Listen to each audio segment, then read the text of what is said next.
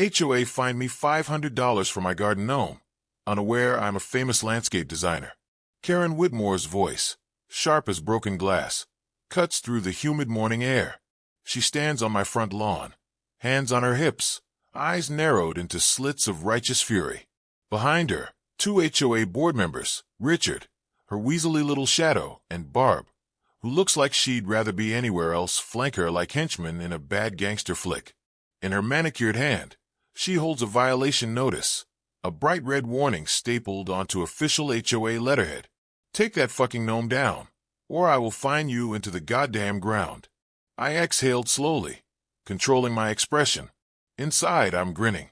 Outside, I tilt my head, pretending to consider her words like a reasonable person. Karen, I say smoothly, keeping my voice low and steady. Are you seriously standing on my lawn, swearing at me about a garden gnome? Her jaw tightens. Don't patronize me, you smug son of a bitch. Behind her, Barb winces.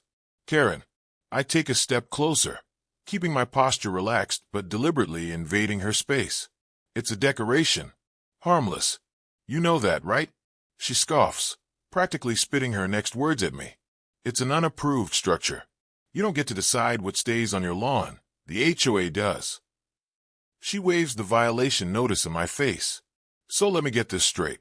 I cross my arms, refusing to look at the paper. Marty down the street has a pink flamingo. Janet has a Virgin Mary statue. Greg has a full-on Halloween setup year-round. But my gnome? That's where you draw the line. Karen's eyes flash, and I know I've struck a nerve. They're grandfathered and you aren't. I bark a short laugh. Grandfathered in, asterisk Karen, it's a fucking gnome, not a goddamn historical landmark. She glares. Richard snickers, but quickly hides it when she snaps her head toward him. This isn't up for debate, she hisses. I run this HOA, and I will not have some arrogant asshole like you ignoring my authority. You remove that ugly little thing, or the next fine won't be $500. It'll be $1,000. Then $2. And I will keep fining you until you either comply or move the fuck out. My heart pounds, not with anger, but with exhilaration. She has no idea who she's dealing with.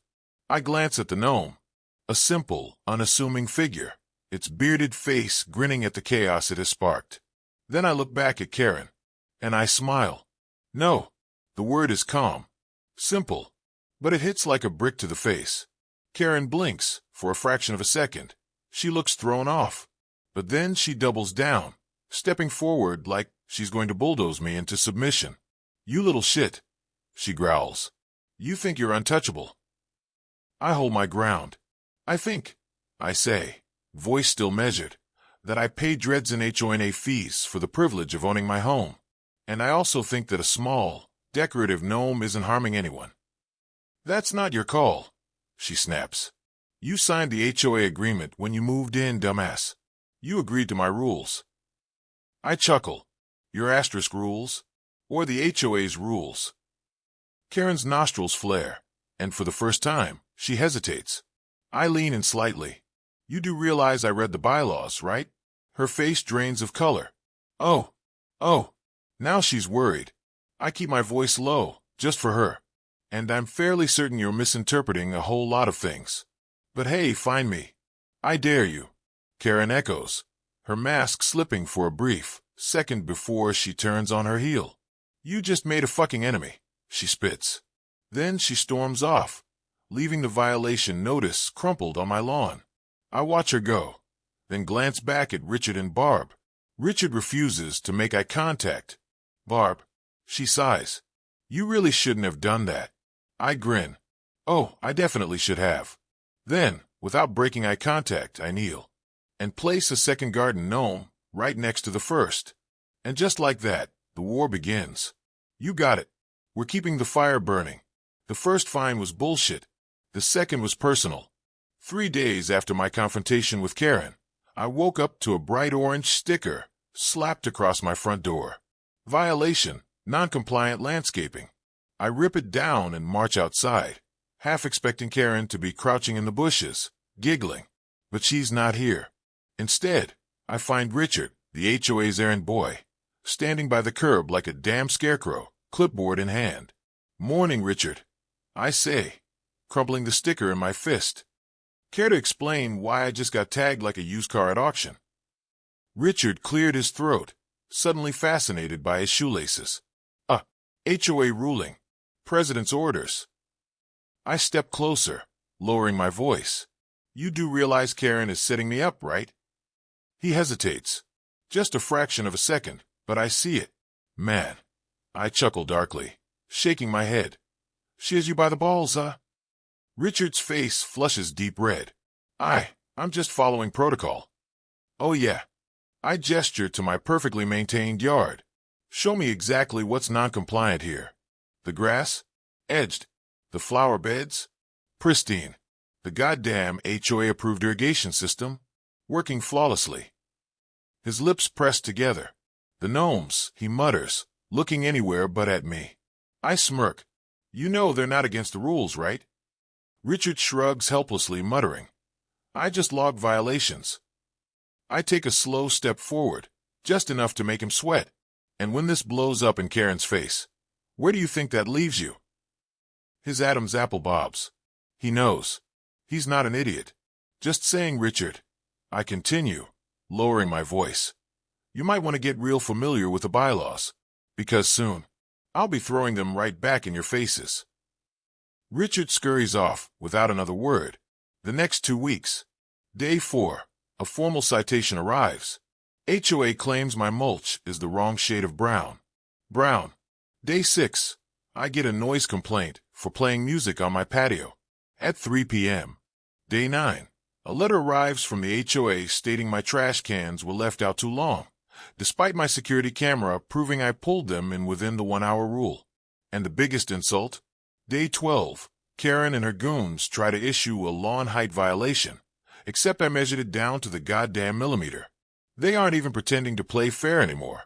But here's the thing about me. I don't lose. I start documenting everything. Every fine, letter, and complaint goes into a neat little folder. I record conversations. I take photos with timestamps. Because when I fire back, I'm going to bury these bastards.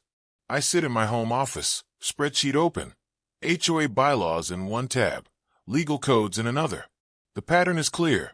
Karen is selectively enforcing rules against me while ignoring violations from her HOA cronies. I find dozens of contradictions in their rule enforcement. But me? I get hit for existing. I start compiling evidence. And then, I pull the ultimate card. See, Karen assumed I was just some asshole with a garden gnome. What she didn't know was that I have powerful connections in the landscaping world. I drafted a legal request for the HOA's full violation records for the last 2 years. Because guess what? Under local HOA laws, they have to provide them upon request. Once I get that file, Karen is fucked. But I don't stop there. I call up an old friend, an investigative journalist who lives for this shit. Ever expose an HOA president for corruption? I ask him. He laughs. Dude, that's my fucking Super Bowl. I grin. Game on. You got it. This is where the HOA throws everything at me. But they don't know I'm already holding the nuke. Let's go full scorched earth. The next letter from the HOA isn't just a fine, it's a legal threat. It's printed on extra thick letterhead.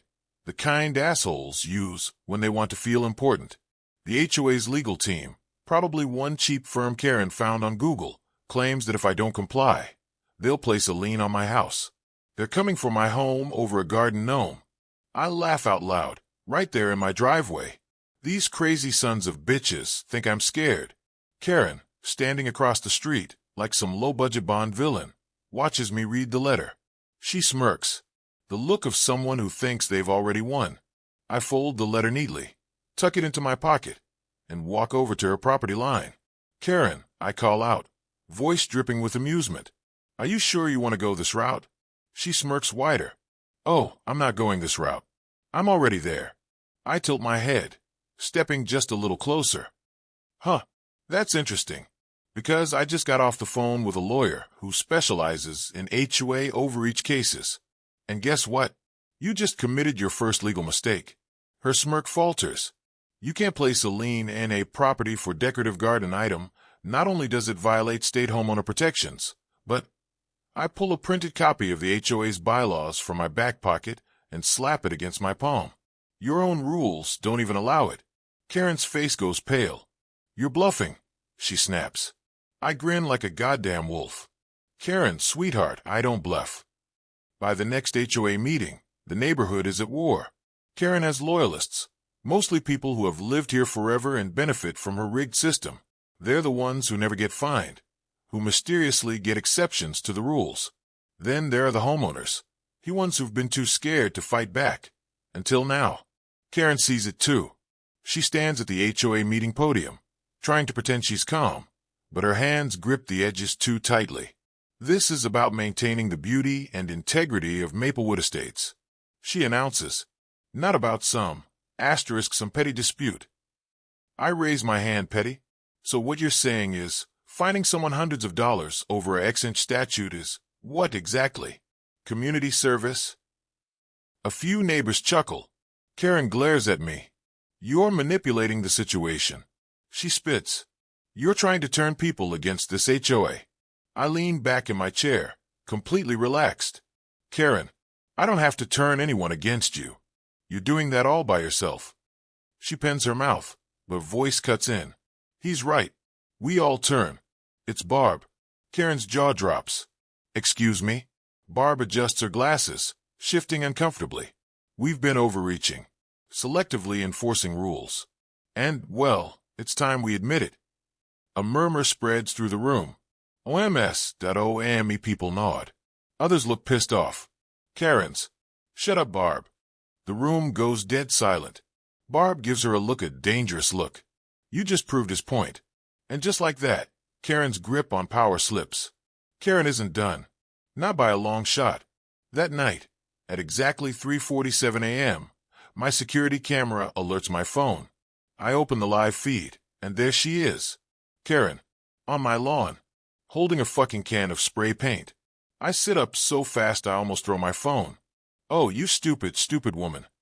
She's ID spray scrawling something across my driveway when I flip on every goddamn floodlight in my property. She freezes like a deer in headlights. Karen. I bellow. What the fuck are you doing? She drops the ant and bolts, but she is slow. Because I'm already dialing 911. When the cops show up, Karen tries to play the victim. This is harassment. She screeches. He's trying to turn the entire neighborhood against me. The officer looks bored as hell, ma'am. You're literally on his security footage, vandalizing his property. Karen flicks her eyes to me, desperate. You have to drop this. Asterisk, we can make a deal. I stare at her, then pull my phone from my pocket. Karen watches, eyes wide with panic, as I press one button. The phone starts dialing. Who are you calling? She hisses. I grin. Oh, just the lawyer I mentioned. And the local news.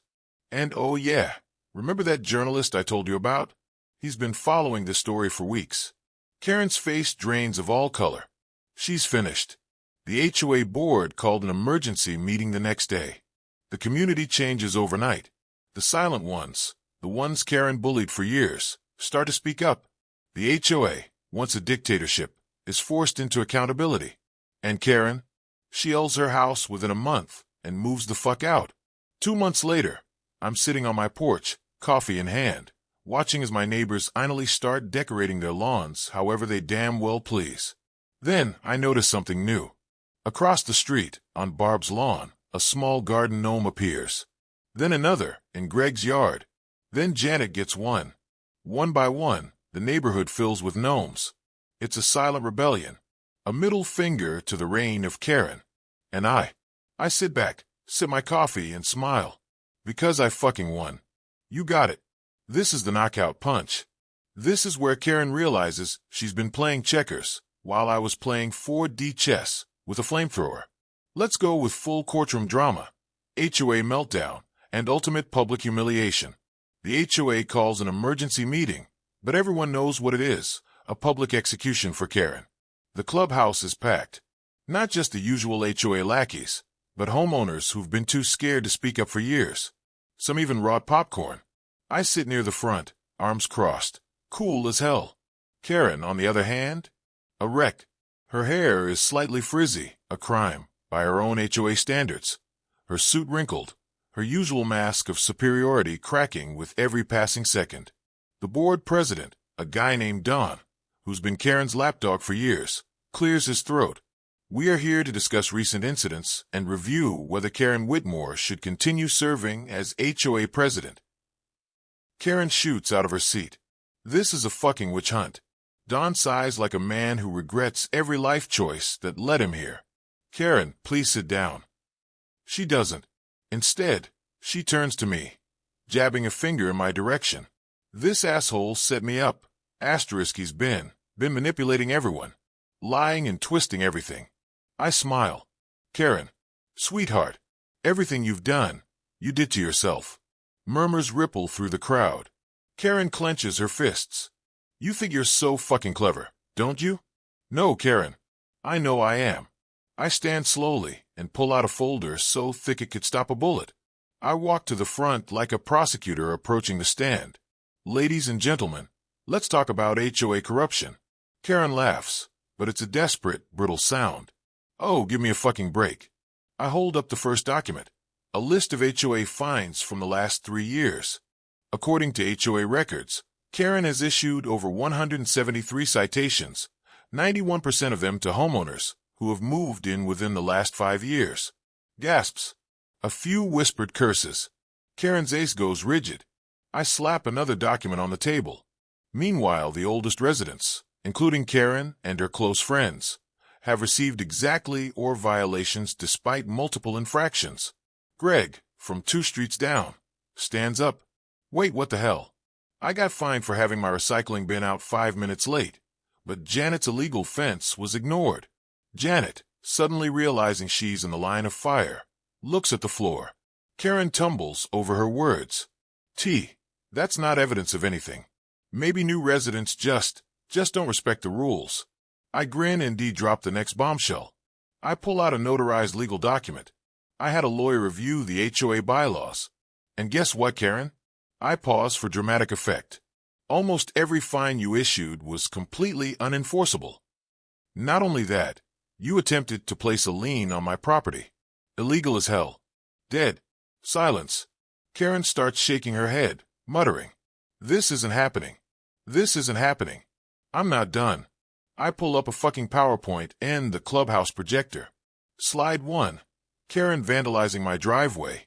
The security footage plays. The room erupts. Slide 2. Karen issuing fines that contradict the HOA's bylaws. Slide 3. An email leak from Richard. It turns out he had old feet and forwarded me a whole chain of messages Renner explicitly told him to target me. The room descends into chaos. Karen lams her hands on the table. This is fucking bullshit. I pull out one last piece of paper, a letter from my lawyer and an investigative journalist officially requesting a full financial audit of the HOA's funds. Karen's entire body goes still, because we both know what that means. If she stole money, she's going to jail. Karen sits down hard, her face white as a sheet. People start her yelling. She's been screwing us for years. She tried to take my house over a fucking mailbox color. This bitch is a goddamn criminal. I watch it all unfold, arms crossed, enjoying the firestorm I just unleashed. The board alls for a vote, all in favor of removing Karen Whitmore from the HOA. Every single hand goes up. Carlene's out a strangled sound. You can't do this. I built this HOA. Don cuts her off. You abused it. Get the hell out. Security escorts her out, and she screams bloody murder. As she passes me, I lean in and whisper, just for her. Told you I don't bluff. Her eyes burn with hatred, but she's got nothing left. And just like that, she's gone. After the meeting, people shook my hand. Greg claps me on the back. Barb, who initially grew up spending miles. Don approaches, looking sheepish. So, have you ever thought about running for HOA president? I laugh. Hard. Oh, fuck no. I lean in. But I will be watching. He nods nervously. I step outside into the cool night air, the weight of victory settling over me. And then I see it. A new garden gnome was sitting on Barb's lawn. Another on Greg's. Another one is Don's. One by one, The entire neighborhood starts filling up with gnomes. A silent rebellion. A middle finger to Karen's reign of terror. I step onto my porch, sip my whiskey, and smirk. Checkmate, bitch. You got it. We're closing this war with fireworks, lasting impact, and a final, glorious victory lap. This isn't just about taking Karen down. It's about hanging the game forever. Buckle up. This is the grand finale. Karen doesn't go quietly. The morning after her public execution, her house looks like a crime scene. She's unraveling. Her for sale sign was gone within 48 hours. She's not waiting for a buyer. She's running. But here's the real kicker. When the financial audit I ordered finally comes back, it turns out Karen wasn't just a power-tripping dictator. She was embezzling HOA funds. Thousands of dollars in administrative fees that mysteriously ended up covering her landscaping, her home renovations, and her shopping trips. The board ends the audit to the police. Karen, she's about to road her designer handbags for orange jumpsuits. The day she moved out, he glared at me across the street, hatred burning in her eyes. But she doesn't say a damn thing. She knows better. I give her a mocking little wave. She flips me off from the driver's seat. I laugh my ass off as she peels out of the neighborhood for the last time. I thought that once Karen was gone, things would settle down. Instead, I become a goddamn legend. Neighbors who had never spoken to me before now stop me at the mailbox. They bring me beer, homemade cookies, even goddamn gift cards. I walk into the HOA meeting the following month. Indeed, the vibe is completely different. For the first time, people spoke up. They challenged the board, asked for fairer rules, and pushed for real changes. At the end of the meeting, Greg, one of the loudest former Karen supporters, stands up. I move to officially name our former HOA enemy, the Gnome General. The room bursts into laughter and applause. And before I can even protest, Don rinses and slams the gavel down. Motion approved. I bury my face in my hands. Jesus Christ. But secretly, I fucking love it. Months pass. Karen's LD house, sold to a young couple who immediately planted a garden full of wildflowers. The HOA, more relaxed than it's ever been. And the neighborhood itself, a goddamn masterpiece of defiance. Because here's the best part. Every single house has a garden gnome. They start small, just a few popping up on lawns, hidden in flower beds. It's glorious. A silent revolution. A constant reminder that tyrants don't last, but rebellion does. One evening, as I sit on my porch, sipping whiskey and watching the twilight settle over my newly liberated neighborhood, Barb walks up with a wrapped box. She hands it to me, smirking. You're gonna like this one. I opened it. Inside is a gnome, wearing a crown, holding a tiny sign that says, Gnome General. I laugh so hard that I almost choke. I set it right next to my original gnome, front and center. And as I sit back, watching the street twinkle with rebellion, I realize something. I didn't just in. I changed everything. And damn, does victory taste good.